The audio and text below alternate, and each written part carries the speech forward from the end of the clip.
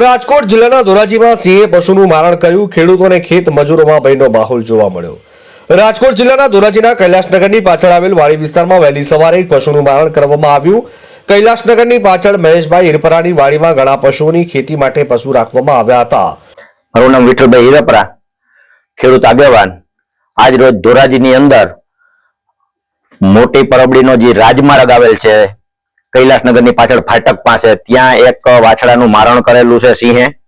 અહીંયા કણે રાત્રિના વહેલા આવતા 5 વાગે ત્યારે ખબર પડી કે ભાઈ આ વાછડાનું હાડપિંજર જોઈ અને એવું લાગ્યું કે આ વાછડાને કોઈ માર્યો છે કે શું થયું છે.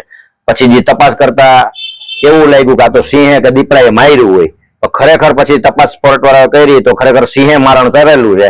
ત્યારે ફોરેસ્ટના અધિકારીઓને જાણ કરી, તે પછી પશુ ડોક્ટરોને જાણ કરેલી છે.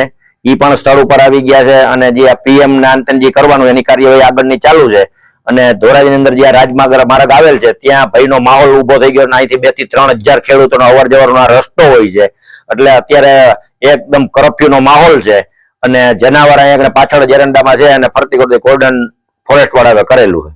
હિરપરા મહેશભાઈ, મારી ફાટક પાસે વાળી આવી છે ધોરાજીમાં, કૈલાસનગરની ફાટક પાસે. આજ સિંહ અમારું વાછડો મારી નાખ્યો વરરીનો. 30,000ની કિંમતની ગા છે. અત્યારે દોવા નથી દીધું. પછી ફોરેસ્ટ ખાતાને ફોન કર્યું, ફોરેસ્ટ ખાતા આવ્યા, તપાસ કરી, જોયું.